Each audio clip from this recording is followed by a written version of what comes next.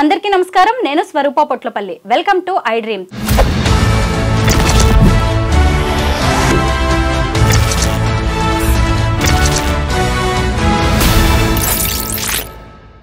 సార్లు పిలిచినా వస్తా, మీరు ఎన్ని ప్రశ్నలు అడిగినా సమాధానం చెప్తా, సంతృప్తికరంగా చెప్తా, పూర్తిగా విచారణకు సహకరిస్తాను.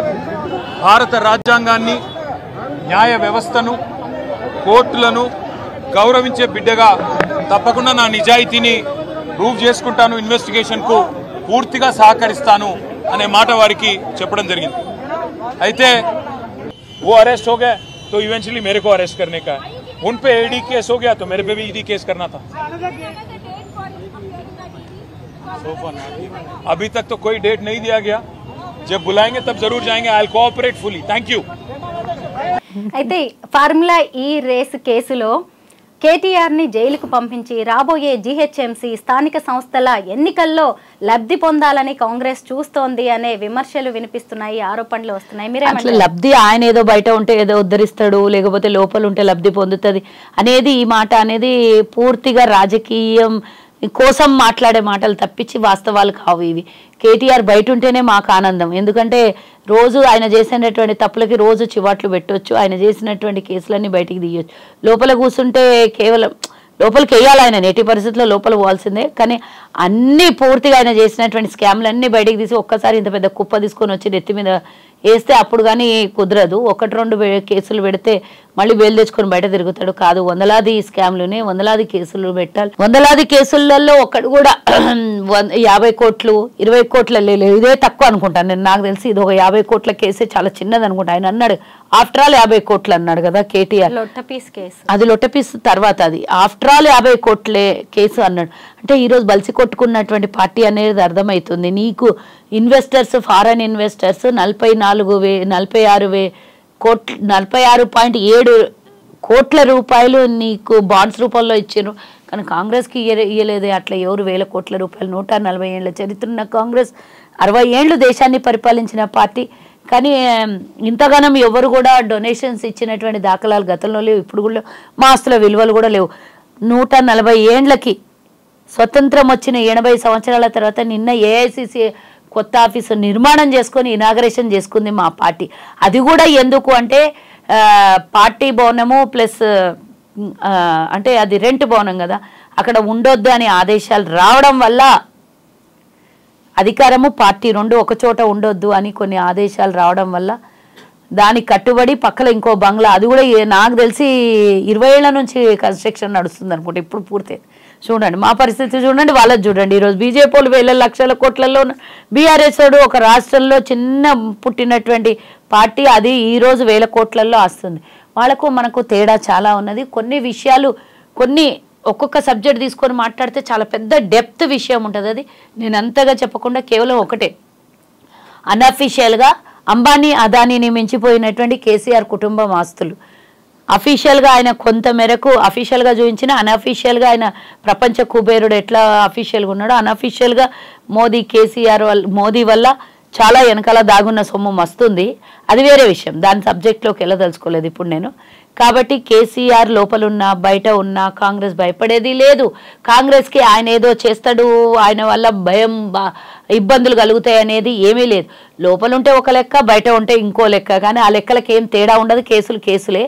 ఒకటి చిన్న చిన్న కంపెనీలు పుట్టుకొని వచ్చి 3 నెలల్లోనే వాళ్ళకి 50 కోట్ల రూపాయలు 54 కోట్లు జీహెచ్ఎంసీ డబ్బుని డైరెక్ట్గా అకౌంట్లోకి ట్రాన్స్ఫర్ చేసి ముందస్తుగా ఈ డబ్బుని పార్టీ షేర్స్ కొన్నారు. వాళ్ళు పార్టీ షేర్స్ 3 నెలల్లోనే వాళ్ళకి 47 కోట్ల రూపాయలు పెట్టి పార్టీ షేర్ కొని 500 కోట్లకి మళ్ళీ నెక్స్ట్ ఈ రేస్ కేసు మళ్ళీ వాళ్ళకే కాంట్రాక్ట్ అప్పచెప్పే ప్రయత్నం చేస్తే ముఖ్యమంత్రి రేవంత్ రెడ్డి గారి దగ్గరకు వచ్చి వాళ్ళు చెప్పినటువంటి విషయం ఏంది, మీకు కూడా ఇచ్చుకుంటాం, మీరు మాకు ఈసారి రేస్ కాంట్రాక్ట్ మళ్ళీ మాకే ఇవ్వండి అని చెప్పినటువంటి విషయంలో అప్పుడు బయటపడ్డ విషయం ఇది.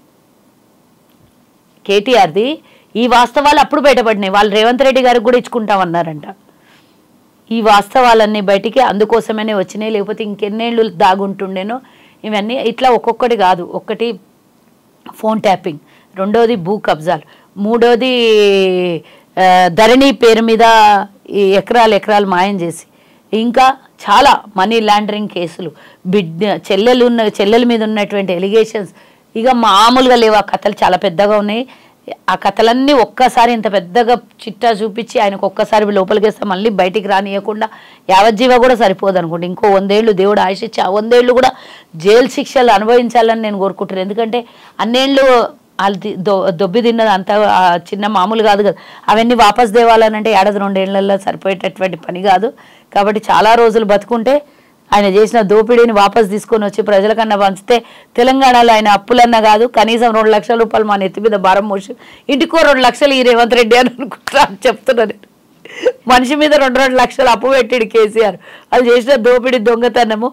లోపల జైల్లో వేసి బాగా దొబ్బి లోపల జైల్లో వేసి 2 కుమ్మితే అన్ని డబ్బులు బయటికి వస్తాయి. ఆ డబ్బులన్నీ మాకు తలా 2 లక్షలు ఇస్తే తెలంగాణకు చేసినటువంటి అప్పు మా పేరు మీద అప్పు కట్టేస్తే అప్పు తీరిపోతుంది. అంత అప్పులు చేసి అంత నాశనం చేసి మిగిలి బడ్జెట్ని మైనస్ చేసిర్రు.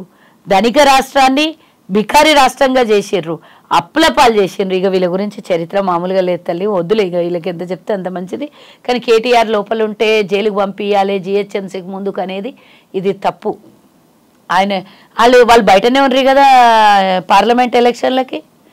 అప్పుడు ఇంకా ఈ కేసులు కూడా బయటికి రాలేకుండా మరి ఎందుకు 0 వచ్చినాయి, ఒకడు కూడా రాకుండా ఇప్పుడు ఇంకా వస్తాయని కలగంటే అది వేరే విషయం. ఇంకా చాలా స్థానిక సంస్థల ఎన్నికల్ని, జిహెచ్ఎంసీ ఎన్నికల్ని, మున్సిపాలిటీ ఎన్నికలు చాలా ఉన్నాయి. కాళేశ్వరం అవినీతి కావచ్చు, phone tapping, drugs case, formula ఈ రేస్ కేసు, ఎక్కడ చూసినా గానీ ఎక్కువగా కేటీఆర్ గారి పేరే వినిపిస్తోంది. ఆయన్ని జైలుకు పంపించడం ఖాయమని సీఎం రేవంత్ రెడ్డి గారు కూడా పదే చాలాసార్లు చెప్పడం అనేది జరిగింది. ఏంటి ఓటుకు నోటు కేసు విషయంలో ఆయన్ని జైలుకు పంపించారని ఇక్కడ బీఆర్ఎస్ వర్కింగ్ ప్రెసిడెంట్ మాజీ మంత్రిని టార్గెట్ చేశారనుకోవచ్చా?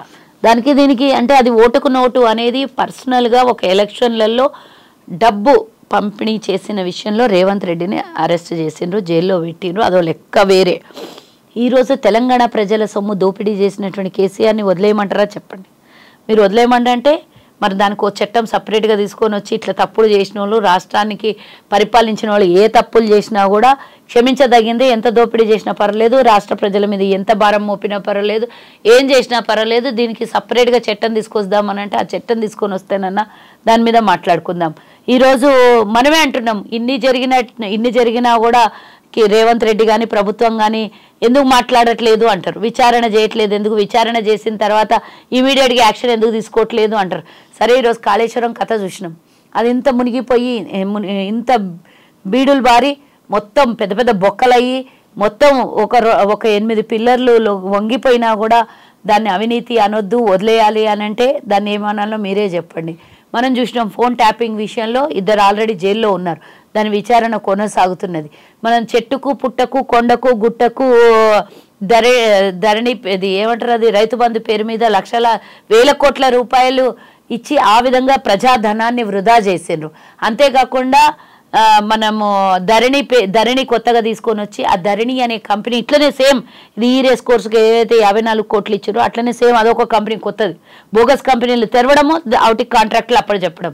అట్లా అసలు చిన్న పుట్టిన పిల్ల లాంటి కాంట్రాక్టర్ని తీసుకొని వచ్చి ధరణిని అప్పజెప్పేసి తెలంగాణలో ఉన్నటువంటి అందరు పర్సనల్ డేటాని ఆ కంపెనీకి అప్పజెప్పేసి ఆ ధరణిని ఒక సర్వనాశనం చేశారు. దాని మీద వదిలేదు.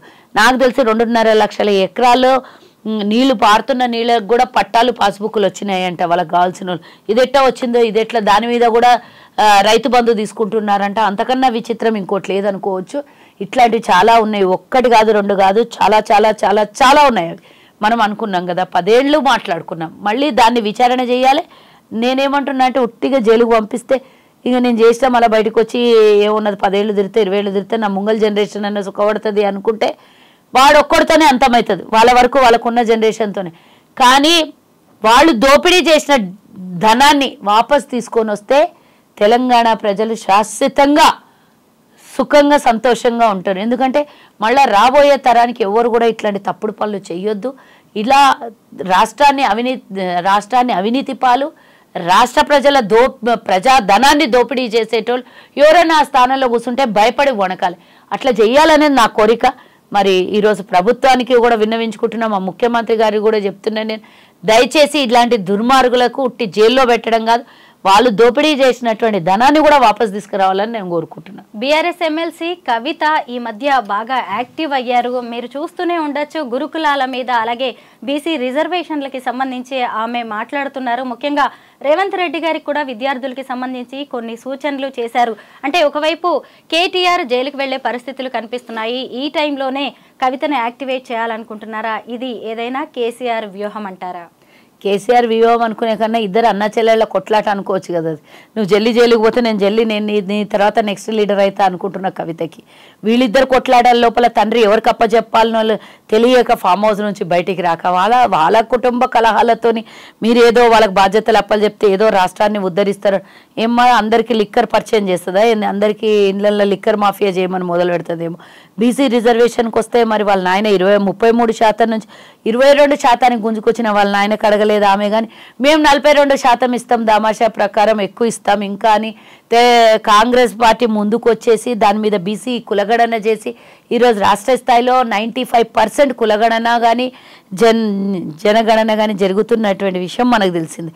అలాంటిది ఈరోజు కవిత ఏదో ఉద్ధరిస్తుంది, బీసీలకు ఏదో చేస్తుంది అనుకుంటే ఆమె రాజకీయ లబ్ధి తప్పించి ప్రభుత్వాన్ని నిందించాలి, లేదా ఆమె లిక్కర్ స్కామ్లో వెళ్ళి మళ్ళీ ఎవరు మాట్లాడకుండా నేనే జనాల మధ్యలో నలుగుతూ అంటే జనాల మధ్యలో నోట్లల్లో ఇది కావాలి అని ఆలోచనతో ఉన్నటువంటి కవిత నేను యాక్టివ్ అయితే మా అన్న జైలుకు పోతే నాకేమైనా పార్టీ పగ్గాలు అప్పచెప్తాడేమో అనే ఆలోచనలో ఉండి, లేదంటే నేను ఇన్యాక్టివ్ అయితే మా బావకి ఇచ్చేస్తే కష్టం కదా అనే భయం. ఇట్లా వాళ్ళ 3-4 కొట్లాటలు మస్తున్నాయి, వాళ్ళు తెలుసుకుంటే బాగుంటుంది.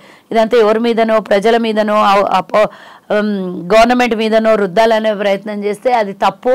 కవితమ్మకు నేను ఖబర్దార్ కవితమ్మ అని అడుగుతున్నా. నేను మీ మీడియా ఛానల్ సాక్షిగా పక్కలో ఉన్నటువంటి హైదరాబాద్లో మల్లారెడ్డి కాలేజీలో మహిళలకి ఆడపిల్లలకి నగ్నంగా వీడియోలు చిత్రీకరించి సీసీ కెమెరాలు పెట్టి నగ్నంగా చిత్రీకరిస్తే మాట్లాడని గొంతు అదే రోజు పోయి బీసీ ధర్నా చేసినటువంటిది ఈమె ఆడగాదమ్మ, ఇందిరా చౌక్ దగ్గర కాదు చేయాల్సింది, మల్లారెడ్డి కాలేజీ ముందర నువ్వు ధర్నా చేసింటే ఈరోజు తెలంగాణ ప్రజలు హర్షిస్తున్నారు. ఎందుకంటే నువ్వు ఒక ఆడపిల్లవు, ఇంకో ఆడపిల్ల వీడియోలు తీసి నగ్నంగా వీడియోలు తీసినటువంటి ఆ దుర్మార్గుని నువ్వు నిలదీసి సస్పెండ్ అన్న చేయాల్సింది, నిలదీసి ధర్నానన్న చేయాల్సింది. అవి రెండు వదిలేసి గడేదో బీసీలకు అంటే ఆడ లొల్లి చేస్తే నేను చెప్తేనే 42% ఇచ్చిండ్రు అని రేపు పొద్దున డబ్బా కొట్టుకొని డంబాచారం చేసుకునే ప్రయత్నం చేస్తున్న బీఆర్ఎస్ శ్రేణులకి ఆల్రెడీ మేము కులగడన చేసేసినాము. అది పూర్తిగా గ్రౌండ్ లెవెల్లో వర్క్ అయిపోయింది. ఇప్పుడు వచ్చి తగదునమ్మా అని నేనేమో చేసినాను గొప్పలు చెప్పుకుంటా. ప్రజలు ఏమైనా పిచ్చోలా కనబడతలేదా? ఏ నెలలో మేము డిక్లేర్ చేసినాం, ఏ నెలలో సర్వే అయింది, ఏ నెలలో కవితమ్మ మాట్లాడుతుంది.